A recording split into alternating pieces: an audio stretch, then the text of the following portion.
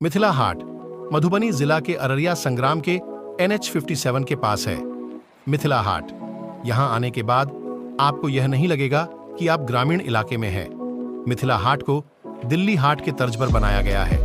यहां आने के बाद आपको ऐसा लगेगा मानो आप कोई बड़े शहर में हो। यहां की खूबसूरती शाम को देखने लायक बनती है।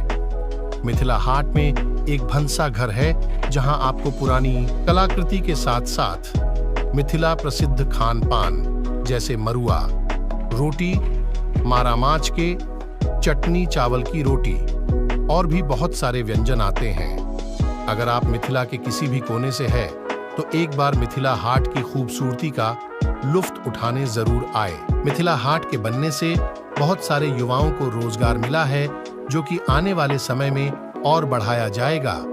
मिथिला हाट का निर्माण में अररिया संग्राम के मूल निवासी और वर्तमान